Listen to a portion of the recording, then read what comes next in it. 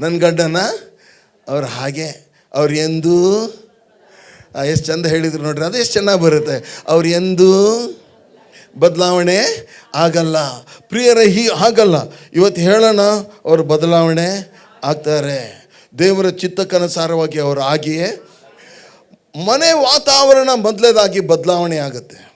ಎರಡನೇದಾಗಿ, ದೇವರು ಹೇಳಿರುವ ಮಾತುಗಳನ್ನೇ ನೀವು ಹೇಳಿದರೆ you will receive a new strength. ಹೇಳ್ರಿ, ಹೊಸ ಬಲ.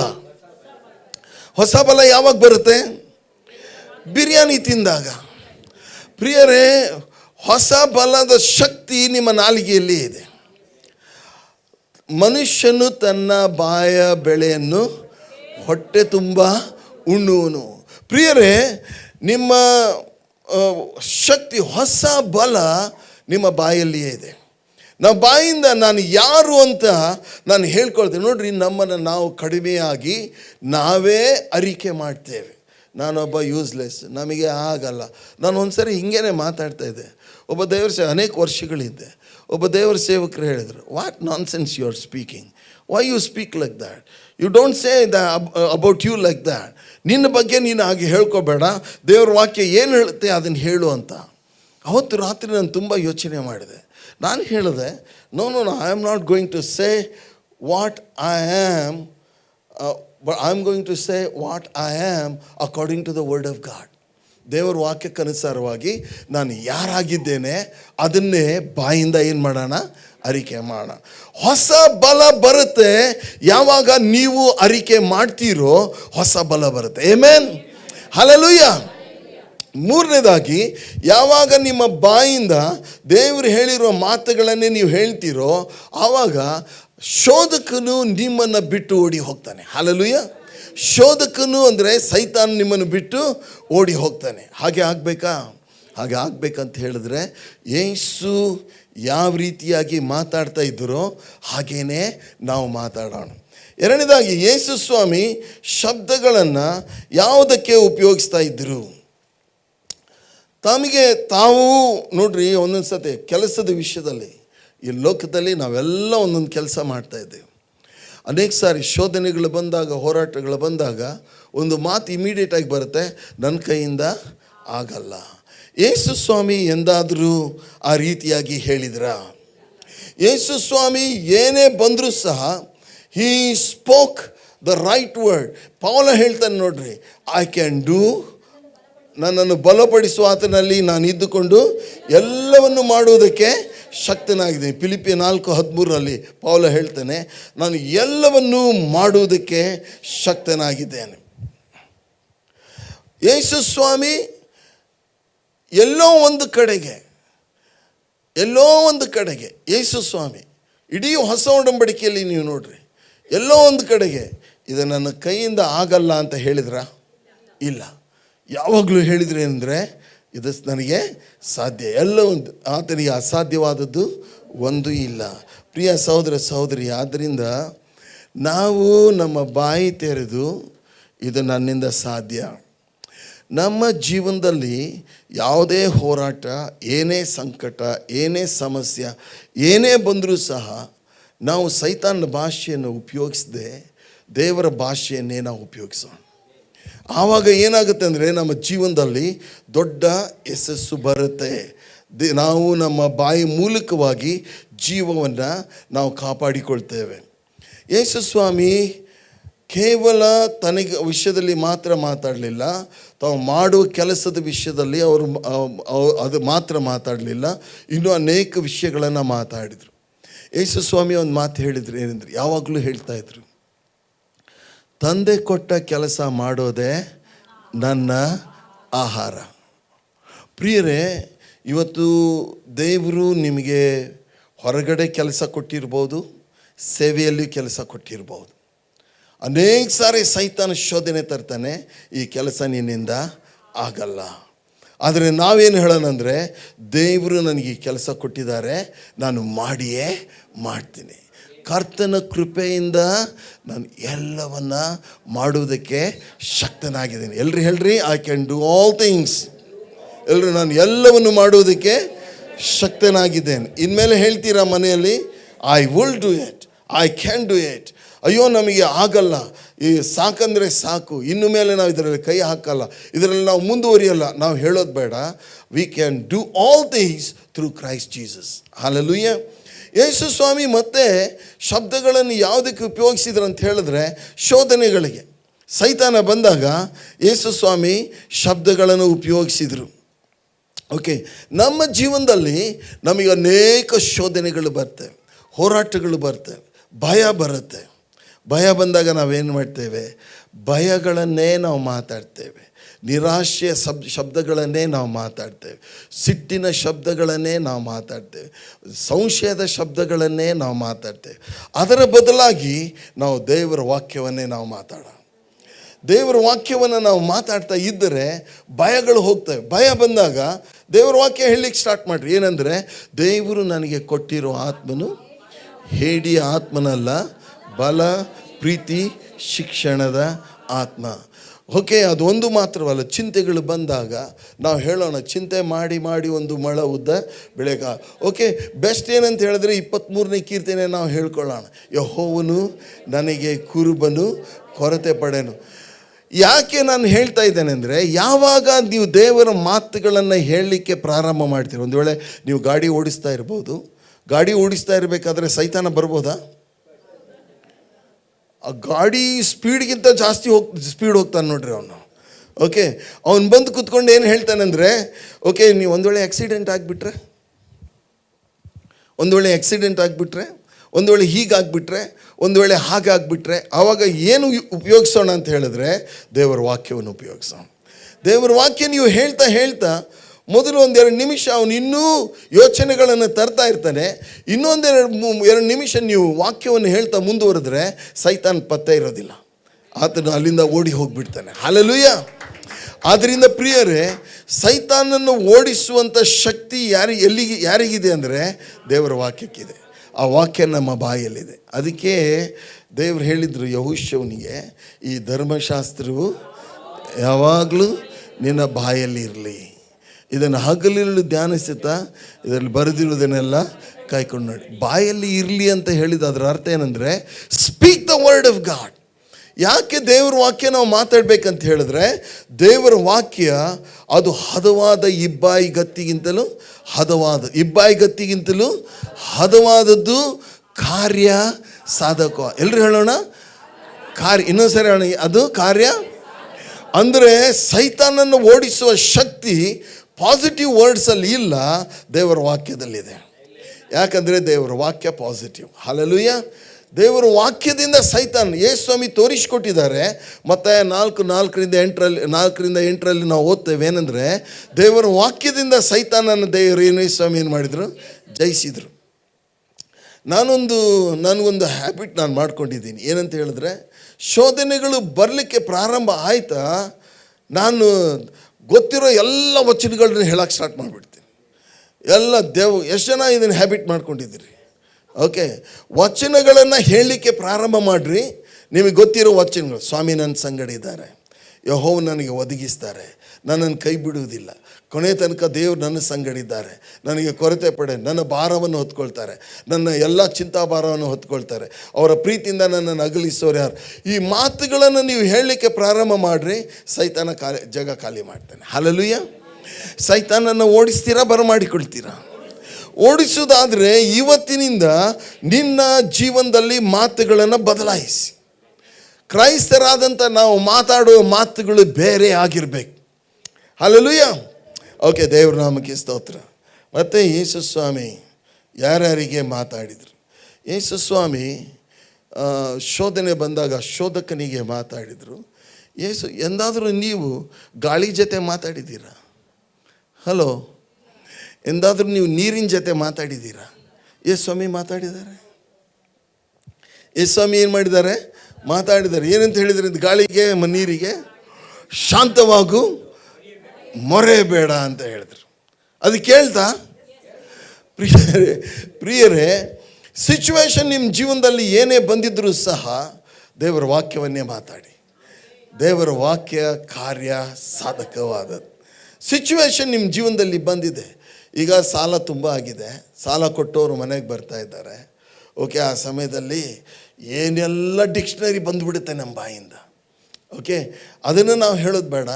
ಸ್ವಾಮಿ ನೀನು ಅದ್ಭುತ ಮಾಡ್ತೀಯ, ಮಾರ್ಗ ಇಲ್ಲದಲ್ಲಿ ಮಾರ್ಗ ಮಾಡ್ತೀಯ, ಯೆಹೋವ ಈರೇ ನೀನು ಒದಗಿಸುವ ದೇವರು. ನಮ್ಮ ದೇವರೇ ನಮ್ಮ ತಲೆಯನ್ನು ಎತ್ತುವನು, ನಮ್ಮ ಗೌರವಕ್ಕೆ ಆಧಾರನು ನೀನೇ. ಯೆಹೋವನೇ ನೀನು ನನ್ನ ಕುರುಬನ್ನು ಕೊರತೆ ಪಡೆನು. ನಮ್ಮನ್ನು ಹಸಿರುಗಾವಲುಗಳಲ್ಲಿ ನೀವು ಸಾಲ ಕೊಡುವಿರೇ ಹೊರತು ಸಾಲ ತಗೊಳ್ಳೋದೇ ಇಲ್ಲ. ಸಾಲ ನೋಡಿದ್ರೆ ಇಷ್ಟೊಂದಿರುತ್ತೆ. ಆ ಟೈಮಲ್ಲಿ ಈ ಮಾತುಗಳನ್ನು ಅನ್ಬೋದಾ? ಈ ಮಾತುಗಳನ್ನು ಹೇಳ್ರಿ. ಸಂಜೆಯಲ್ಲಿ ದುಃಖವೆಂಬುದು ಬಂದು ಇಳಿದ್ರು, ಮುಂಜಾನೆ ಹರ್ಷಧ್ವನಿಗೈಯೋದ. ಹಲ್ಲೆಲೂಯಾ. ಸಂಜೆಯಲ್ಲಿ ದುಃಖ ಬಂದು ಇಳಿದಿದೆ, ಬೆಳಿಗ್ಗೆ ಏನಾಯಿತು? ಹರ್ಷಧ್ವನಿ. ಪ್ರಿಯರೇ, ನಾನೊಂದು ಸಾಕ್ಷಿ ಓದ್ತಾ ಇದ್ದೆ ನಿನ್ನೆ.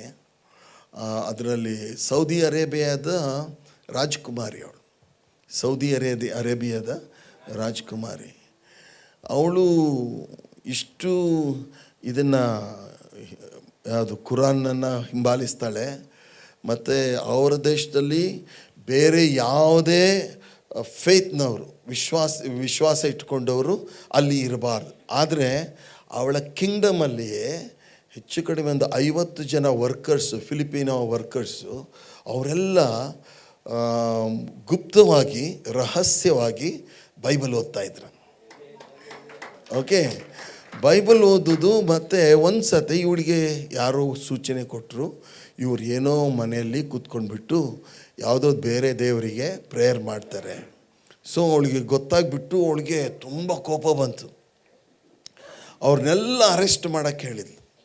ಎಲ್ಲರನ್ನೂ ಅರೆಸ್ಟ್ ಮಾಡಿ ಹೇಳಿದರು, ನಾಳೆ ಬೆಳಗಾಗೋದ್ರೊಳಗೆ ಅವ್ರನ್ನೆಲ್ಲ ನೀವು ಸಾಯಿಸಬೇಕು. ಯಾವಾಗಲೂ ಅಲ್ಲಿ ಎಕ್ಸಿಕ್ಯೂಟ್ ಮಾಡೋದು ಅಂದರೆ ಅವ್ರನ್ನ ಕೊಲ್ಲೋದು ಯಾವಾಗಂದರೆ ಬೆಳಿಗ್ಗೆ ಸೂರ್ಯೋದಯ ಆಗ್ತಾ ಇರುವ ಟೈಮಲ್ಲಿ ಅವರನ್ನು ಕೊಲ್ತಾರೆ. ಸೊ ಅವಳು ಆರ್ಡರ್ ಮಾಡಿ ಆಯಿತು. ಅಲ್ಲಿ ಇವಳು ಕೆಲಸ ಮಾಡೋಂಥ ಸಿಪಾಯಿಗಳಿಗೆ ಭಾಳ ಭಯ ಆಯಿತು. ಒಂದೇ ಸರ್ತಿಗೆ 50 ಜನರನ್ನ ಕೊಲ್ಲೋದಾ? ಒಬ್ರು ಇಬ್ಬರು ಅಂದರೆ ಮಾತು ಬೇರೆ, 50 ಜನರನ್ನ ಹೇಗೆ ಒಂದೇ ಸರ್ತಿ ಕೊಲ್ಲೋದು? ಕೇಳಿದಾಗ ಅವಳು ಹೇಳಿದ್ಲು, 50 ಜನರನ್ನ ಕೊಲ್ಲೇಬೇಕು. ಅವಳು ಹೇಳಿದಾಗ ಮನಸ್ಸಲ್ಲಿ ಏನೋ ಅವಳಿಗೆ ಒಂದು ಕಸಿವಿಸಿ ಪ್ರಾರಂಭ ಆಯಿತು. ಓಕೆ. ಸೊ ಆಮೇಲೆ ಅವಳು ಅವ್ರನ್ನ ಎಲ್ಲಿಟ್ಟಿದ್ದಾರೆ ಅವ್ರನ್ನೆಲ್ಲ ತಗೊಂಡು ಬಂದುಬಿಟ್ಟು, ಓಕೆ, ನೆಕ್ಸ್ಟ್ ಡೇ ಅವಳನ್ನ ಕತೆ ದೊಡ್ಡದಿದೆ, ಅದನ್ನು ನಿಮಗೆ ಶಾರ್ಟಾಗಿ ನಾನು ಹೇಳಬೇಕೇನಂತ ಹೇಳಿದ್ರೆ, ಅವ್ರನ್ನ ತಗೊಂಡು ಹೋಗಿ ನೆಕ್ಸ್ಟ್ ಡೇ ಅವ್ರನ್ನ ಕೊಲ್ಲುವಂಥ ಸ್ಥಳಕ್ಕೆ ತಗೊಂಡು ಬಂದಾಗ ಇವಳು ವೈಯಕ್ತಿಕವಾಗಿ ಅಲ್ಲಿಗೆ ಹೋಗ್ತಾಳೆ. ವೈಯಕ್ತಿಕವಾಗಿ ಹೋಗಿ ಅಲ್ಲಿ ನಿಂತಾಗ ಇನ್ನೂ ಅವಳಿಗೆ ಒಂಥರ ಹೋರಾಟ. ಇವಳು ರಾತ್ರಿ ಅವ್ರನ್ನ ನೋಡೋಣ ಎಲ್ಲಿದ್ದಾರೆ, ಏನು ಮಾಡ್ತಾಯಿದ್ದಾರೆ ಅಂತ ನೋಡೋಕ್ಕೆ ಹೋದರೆ 50 ಜನ ಹೆಚ್ಚಾದವರು. ಕೆಲವರು ಅದು ವಿಷಯ ಕೇಳಿ ಅಳ್ತಾ ಇದ್ದರು, ಕೆಲವರು ದುಃಖದಲ್ಲಿದ್ದರು. ಆದರೆ ಹೆಚ್ಚಾದವರೆಲ್ಲ ಮೊಣಕಾಲೂರಿ ಪ್ರೇಯರ್ ಮಾಡ್ತಾಯಿದ್ರು. ಅವಳಿಗಿನ್ನೂ ಸಿಟ್ಟು ಬರುತ್ತೆ. ನಾವು ಇಷ್ಟು ತೀರ್ಮಾನ ತಗೊಂಡ್ರು ಸಹ ಇವ್ರು ಇನ್ನೂ ಪ್ರೇಯರ್ ಮಾಡ್ತಾಯಿದ್ದಾರೆ, ಓಕೆ, ಏನೋ ಹೇಳ್ತಾ ಇದ್ದಾರೆ, ಏನೋ ಚಾಂಟಿಂಗ್ ಮಾಡ್ತಾಯಿದ್ದಾರೆ ಅಂಥೇಳಿ ಇನ್ನೂ ಸಿಟ್ಟು ಬರುತ್ತೆ ಅವಳಿಗೆ. ಆದರೆ ಮನಸ್ಸಲ್ಲಿ ಏನೋ ಒಂದು ಕಸಿಬಿಸಿ ಪ್ರಾರಂಭ ಆಗುತ್ತೆ.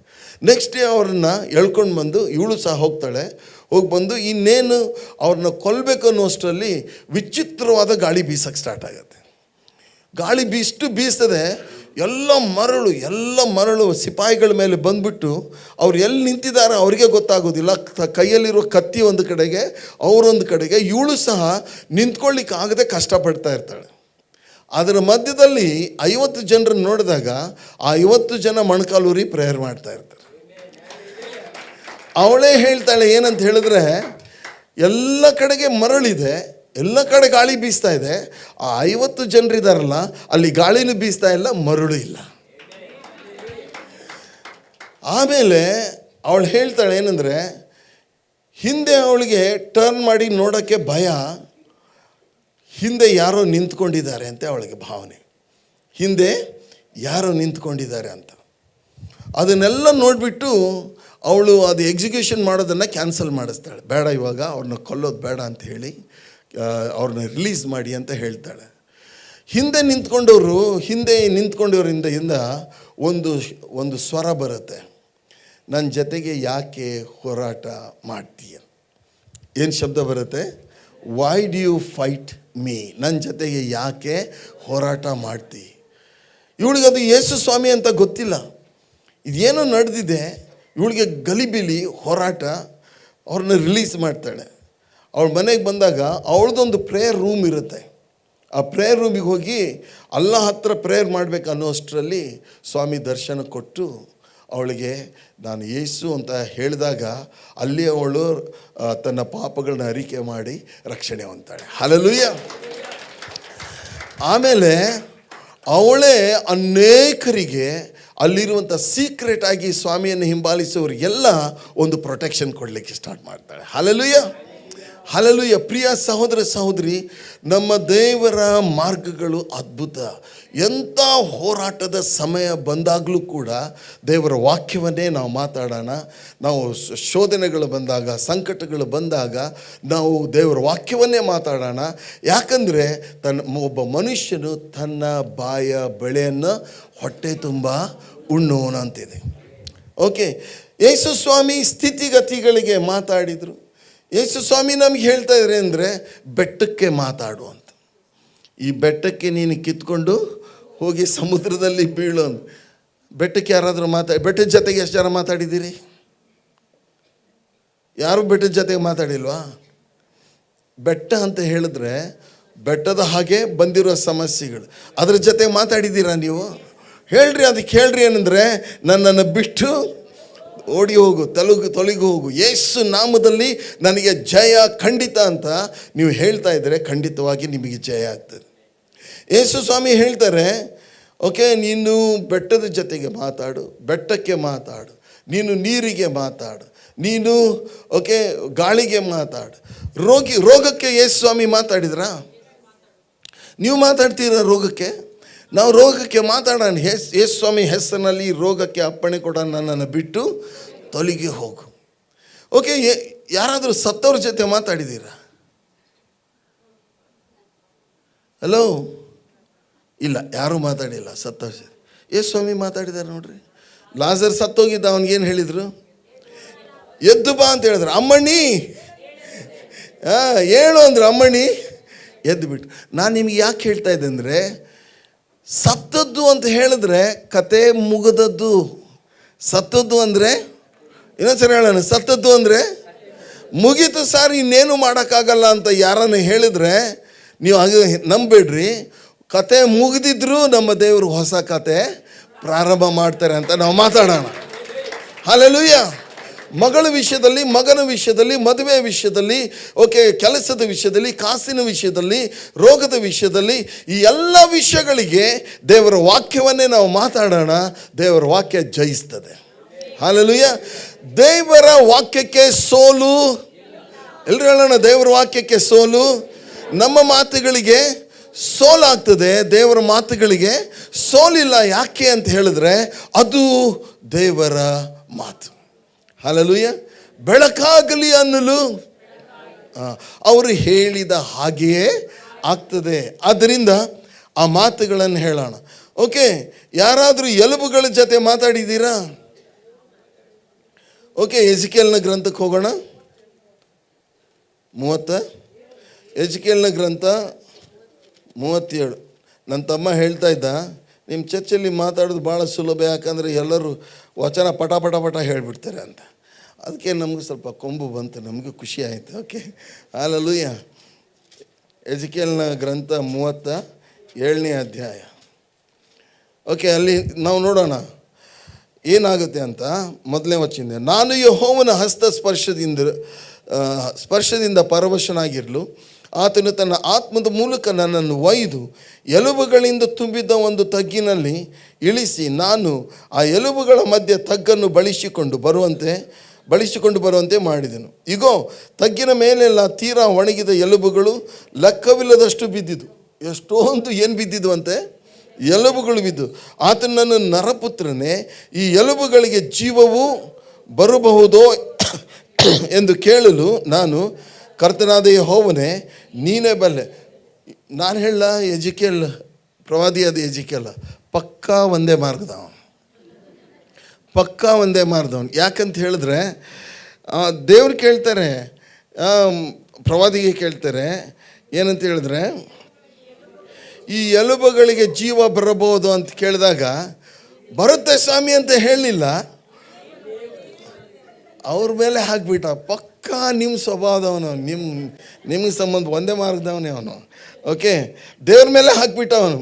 ನೀನೇ ಬಲ್ಲೆ ಎಂದು ಉತ್ತರ ಕೊಟ್ಟಿನು. ಆಗ ಆತನು ನನಗೆ ಹೀಗೆ ಅಪ್ಪಣೆ ಮಾಡಿದನು, ನೀನು ಎಲುಬುಗಳ ಮೇಲೆ ಧ್ವನಿಯನ್ನು ಹರಡಿ ಅದಕ್ಕೆ ಈ ದೈವೋಕ್ತಿಯನ್ನು ನುಡಿ. ನಿಮಗೇನಾದರೂ ದೇವ್ರು ಹಂಗೆ ಹೇಳಿದರೆ ಏನು ಮಾಡ್ತೀರಾ? ಎಲುಬುಗಳಿಗೆ ನುಡಿ ಅಂತ ದೇವ್ರು ನಿಮ್ಗೆ ಹೇಳಿದರೆ ಏನು ಮಾಡ್ತೀರಾ? ನೋಡ್ರಿ, ಇವಾಗೇ ಎಲುಬಾಗ್ಬಿಟ್ಟಿದ್ದೀರ ನೀವು.